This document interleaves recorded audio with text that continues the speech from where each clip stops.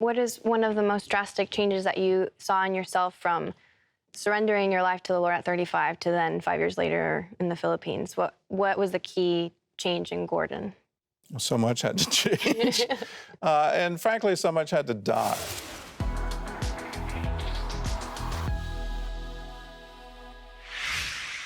Hi, I'm Jessica Datsko. Welcome to this episode of Life Changers.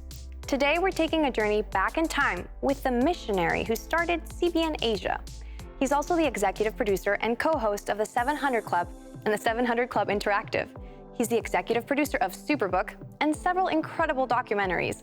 And he's also the CEO of CBN. Yes, I'm talking about Gordon Robertson. If you didn't already know, he's really a missionary. The story takes place in the mid-90s during the time Gordon and his family lived in the Philippines, which was shortly after he rededicated his life to Jesus. I really had this huge hunger for more of God, and there was a constant desire for me to be back in His presence. And I realize now you don't ever leave because He doesn't ever leave. Yeah. But at that time, I really wanted that manifest presence, what the New Testament talks about, that manifest. You know, I will love you and I will manifest myself to you. I was like, yeah, I want that. Yeah. I read every missionary biography you could get, really heavily influenced by Hudson Taylor. But two in particular were Evan Roberts, who, while not a missionary, was a revivalist for Wales. And then Praying Hyde, who was known for his prayer life. And he was an English missionary to the Punjab region of India. I read that both of them had prayed for a taste of Gethsemane. And that taste of Gethsemane had changed their ministries and changed their lives. So much so that they were physically altered after the prayer. And me being kind of dumb. Oh, no. And please don't pray this prayer. I prayed it. And not just a little bit. I went all in. And I started praying that thing for months and did so very publicly on a stage right here in Virginia Beach. I'll never forget, as I was praying it, the people around me took a step back because they didn't want that. But I wanted it. I want to know Christ and the power of His resurrection and the fellowship and the suffering. I wanted to know that. As I'm praying it, I was expecting a spiritual experience. Up next. Plasmodium falciparum, which is the brain one. Things got bloody. So I'm leading a missionary trip, around 14 Filipino missionaries. The school's up and running. This is our third, we call them vision trips, and we spent a month immersed in the target culture. So we were in Thailand.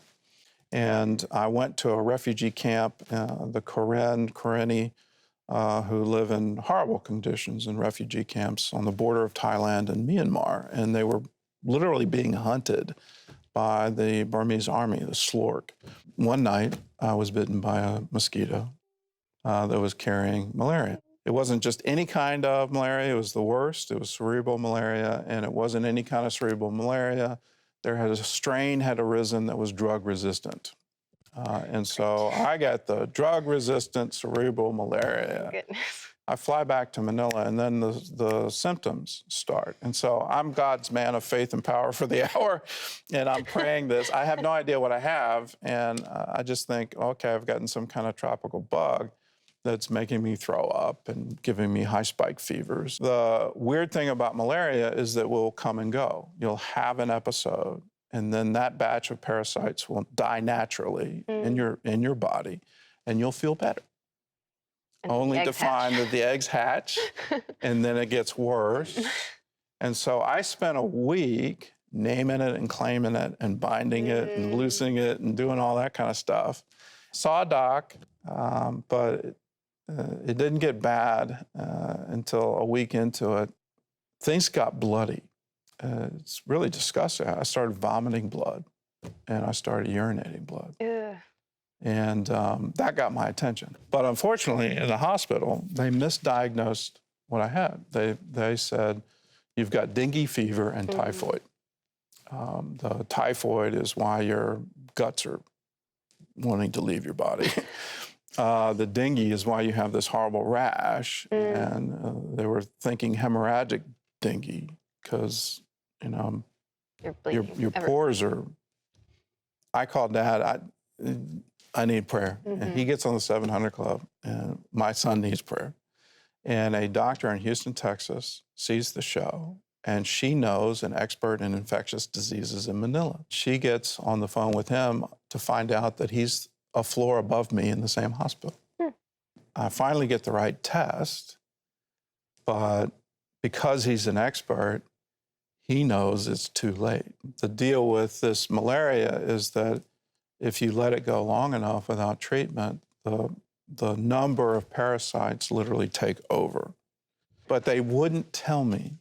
I found out later the reason they wouldn't tell me is a Frenchman who'd been in Cambodia had the same drug-resistant cerebral malaria in the same floor, the same hospital for treatment, and he had died. By this point in time, I have lost 25 pounds. I am completely yellow. My skin is yellow. My eyeballs are yellow. My liver is shutting down, and my kidneys, because I've been bleeding through my kidneys. It's bad. And because it's starting to clog the capillaries in my brain, I can't sleep, which turned out to be a good thing because the final stage of this sickness is you go to sleep and you go into a coma and you never wake up. Well, that escalated quickly. I did some research, and according to a medical article published in 2000, just a few years after Gordon was infected, Thailand was considered to have the most drug-resistant malaria in the world. The story continues, and in a final attempt to save Gordon, the doctors gave him quinine sulfate, a very harsh treatment with toxic side effects. Historically, it had worked on cases of drug-resistant malaria, but the problem was the parasites had already taken over Gordon's entire body. The doctors put him on death watch and waited. What would you or I do in this situation? Well, stick around and you'll find out about the surprising reaction Gordon had. So, okay, I'm taking quinine sulfate, which just is, you can't describe the pain. I mean, it was horrible. That goes on for 2 days. On the third day, I get a call from my pastor. I'm going to Victory Church in Makati, and Joey calls me up and says, well, God spoke to me this morning, and I'm supposed to come pray for you. Thanks. And I'm going, well, where are you? why don't you just come? And so he came, and he prayed, and I could tell from his eyes, at this point, I'm not looking in the mirror anymore. I could tell from his eyes, things are really bad. He calls me again afterwards on the way home, and he said, God told me I didn't do it right. I'm going, okay, what's that about? At this point, I kind of figured out I'm dying. Yeah. Because I'd read missionary biographies, I knew about Henry Martin. He had spent time in India to learn how to speak Farsi so he could be an effective missionary. And he died on the way there. But his estate published his journals, and because of what he wrote in his journals, he sparked one of the great missionary outpourings from Great Britain.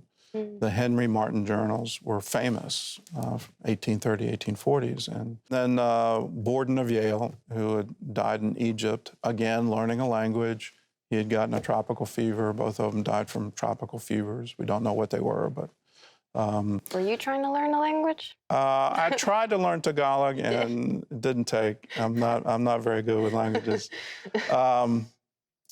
So both of them had died, and in their death had sparked a great missionary outpouring. And so it crossed through my mind that my death was somehow going to spark a missionary outpouring from the Philippines, that here, if an American's willing to come and live and go in the mission field and then come back and die, would that encourage others? The missing key is I hadn't written anything. I didn't keep a journal. So at that point in time, the only thing that was important were my children, which at that point I had 2. My son was born. He's 6 months old now. And my wife. And everything else didn't matter. So I prayed, Lord, will you take care of my children? And I had been praying pretty steady this is now the 10th day. I wasn't getting anything. And the first time an answer had come. And I will. And that scared me. Because now you're answering? And then I said, will you take care of Catherine? I have been. Which, when you're dying in your bed, you really don't want to be scolded by God. Because there's a implication that I haven't been doing a good job. And which is true. So, okay. And I prayed this odd prayer. Lord, if you want to kill me, it's okay. First time I prayed it, I could hear myself because I'm praying out loud. It's 2 o'clock in the morning. Catherine has been told by the hospital staff, you should not leave. And so she's in a cot, asleep next to me, but I'm praying out loud. I feel I have to do this out loud. And I could hear, you can hear it in your voice, you don't mean it. So I okay. And all right, I mean it. Lord, if you want to kill me, it's okay. So that was your version of the Garden of Gethsemane. I'd forgotten the prayer. That wasn't on my mind at all. An odd peace came over me. And I started singing this song I learned in church in the 1970s. This is the day the Lord has made. I will rejoice and be glad in it. Wow. It's a real happy praise song. This is the day. I start singing this. I can't understand why I'm singing it. And I just start crying. I just, it's from deep within my spirit. Next day, Joey shows up with the elders and the oil. Although he forgot the oil. I said, wait a minute. This is a hospital. I know they have ointment. They may not have oil, but they have ointment. So I'll get anointed with ointment and I'll be good enough. And so they prayed over me and they had the same bad bedside manner and were shaking their heads like, you're looking pretty rough. But there was something in that I believed. I believed that God had spoken to Joey Bonifacio. I believed that he sent him on a mission to pray for me and to raise me up from that bed. I had not died the night before, even though I said it was okay. And so here is a pastor coming to me saying, I made a mistake yesterday. I didn't do it right. I'm going to do it right today. 2 days later, I check out of the hospital against medical advice, which I don't encourage anyone to do. But I said, okay, God has spoken. I have had the ointment. I've had the prayer of faith. And I need to get out of my bed and walk. Talk about a Gethsemane moment. Before the culminating moment of Jesus' death and the triumph of his resurrection, there was his moment of surrender at the Garden of Gethsemane. And he, Jesus, knelt down and began to pray, saying, Father, if you are willing, remove this cup from me. Yet not my will, but yours be done. Now an angel from heaven appeared to him, strengthening him. And being in agony, he was praying very fervently, and his sweat became like drops of blood, falling down upon the ground. Why? Why would he endure the betrayal, the torture, the mocking, the crucifixion? Because he wanted us and wants us to have uninterrupted relationship with God. And so Jesus surrendered to his loving Father's will so that we could be restored to right standing with God. Gordon's desire for that taste of Gethsemane stemmed from his desire for deeper relationship with God in order to share that gift with many more people, just like the missionaries that he admired. The more we spend time with Christ, the more we see our shortcomings, and the more we must surrender to him. On a daily basis, this is called dying to self. In other words, surrendering our selfish, sinful nature into the arms of our Redeemer. In Gordon's case, he got the crash course on surrender. In the interview segment we just watched, you might have noticed I asked him if he felt a little bit better after leaving the hospital. There's a reason he didn't answer my question. You'll find out in a minute. All right, Catherine, if I'm healed, we need to go out. I'm God's man of faith and power for the hour. We need to go out. I'm walking on the sidewalk, and I literally can't take another step. And this whole weakness and just, and so I'd say, Catherine, go get the car. I can't take another step forward. I'm going to sit here on the sidewalk. And I start thinking, how silly am I? Why would I check out of the hospital? A real crisis of, what am I doing? What's this all about? It's like I'm forsaken. And what is this? Catherine comes with a car, and now a decision. Do we go back to the hospital or do we go home? And I said, I don't want to die in a hospital. I'd rather die at home. Oh, my goodness. And so we go home. I make it through that night, and the next morning are some decisions to make. I'm scheduled to go back to India. I'm scheduled for yet another mission trip. That's supposed to happen in 2 weeks, and if I'm not going to make it, then I need to start letting people know I'm not going to make it. So I have a prayer closet in the house in Manila, and so I go into my prayer closet. I'm sitting in a chair. There's a concrete wall behind me, and I'm praying, Lord, do I go? What do I do? What's going on? I hear a voice behind me. How a voice gets behind me in a concrete wall, I don't know. I will never forget this voice, because when this voice spoke audibly out loud, it was like a shout, and it literally took every cell in my body and gave it energy. It was like every cell became alive. Get up, get to work, for I have healed you. Wow, praise God. And I get this just jolt of energy, just boom. I mean, the lightning strike, boom. And I get up and start running around the house. God's healed me. I am healed, and just, yay, I got to go to work. Lawyer mind takes over next day. And, if you're going to go to India, you might want to know, do you have malaria? And so I go back to the doctor, who's the expert, Dr. Romulo, and I get a blood test. He didn't expect me to be there. And he's looking at me odd. While we're waiting for the test, he said, I shouldn't tell you this. You should have died. And he's kind of like, why are you here? Well, yeah. And I go, what do you mean? You should have died. We misdiagnosed you. And then I got the whole story about the Frenchman who had died, and the whole story of drug resistant. Finally found out it was cerebral malaria. They hadn't filled in those pieces of information. And then we get the blood test back, and he says, I can't believe this. You don't have any parasites. I can't even find dead ones. I had gone from death to life.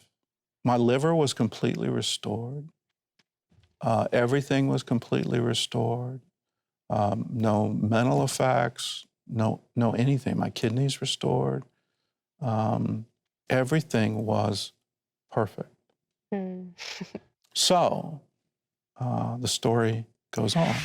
That's right. You heard correctly. There's more.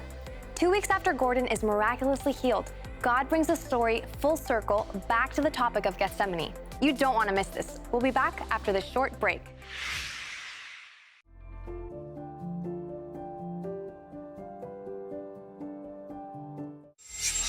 Two weeks later, I'm in India, and boy, do I have faith. Completely forgotten about Taste of Gethsemane. And I'm preaching at these meetings in India, and people are getting healed, and glory of the Lord's coming down. It's just awesome.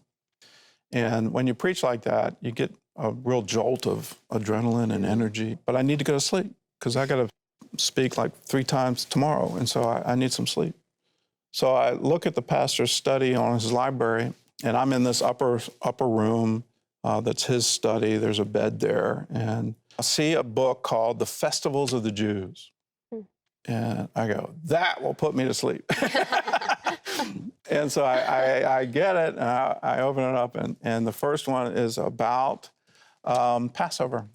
And so it's written for Christians, and it talks about the Psalms that would be sung at the Passover, and the Last Supper is a Passover celebration.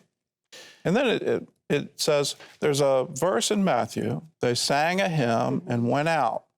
And so this would have been the last hymn that Jesus would have sung before he went to Gethsemane.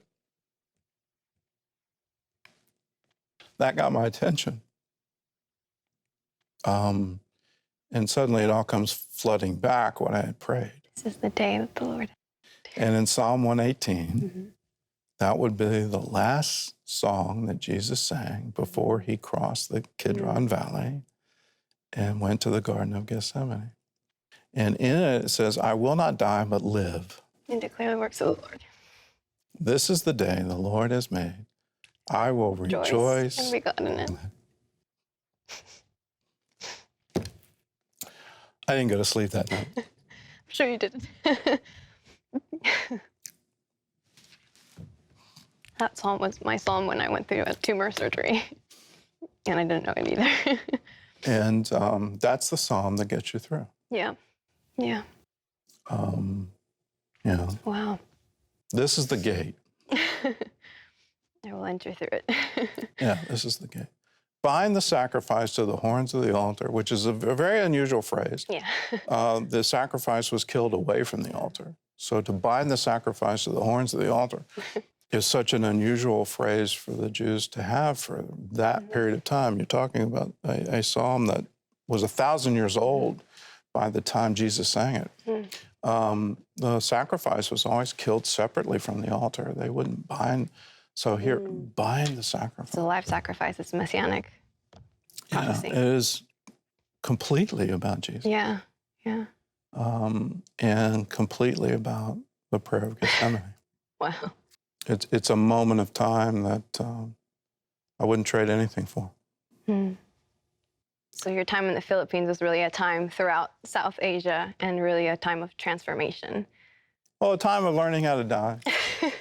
Yeah. And what does it mean to live? And what does it mean to live for him? What an amazing story. I was not expecting to cry, but when I heard the words from Psalm 118, I couldn't help but remember my own Gethsemane moment. When I was 16, I had a tumor surgically removed from my skull right here. And my brother gave me Psalm 118 as a prophetic word to memorize and make my own. I'll tell you the full story some other time, but right now I want to focus on my second night in the hospital. I had just had surgery and I was subjected to blood and urine tests every 2 hours in the middle of the night. The results would determine if I needed to have chemotherapy, which my doctor was convinced I needed. All the moments leading up to that moment were pretty scary. And of course, the pain and the incision in my head didn't let me sleep very well. And of course, every 2 hours being woken up, no, not much sleep. So suffice to say, it was a rough night. But in one moment, everything stood still. It was sometime in the middle of the night, and I could sense the presence of Jesus in the room, and I could feel him looking at me. In that moment, I felt fully known, fully loved, safe in the presence of the Almighty God. It was like our eyes locked, and 3 words just came out of my heart that I couldn't help but express. I love you. And those 3 words meant 1,000 things. I love you no matter what. I love you even if I go through chemotherapy. I love you and I will not doubt that you are good. I love you, you are the Lord of my life. I love you, I surrender. You know, oftentimes I feel like our outward experiences don't shift until something in here shifts.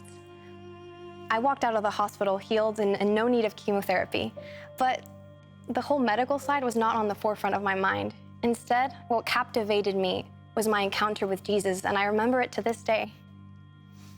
If you're going through any degree of hardship, of pain, of any trial, no matter how big or small you think it is, I invite you to pray this prayer with me. It will change your life. Lord Jesus, I surrender. Not my will be done, but yours only. You are the Lord of my life. Have your way. In your name I pray. Amen. You just trusted your life to the Lord.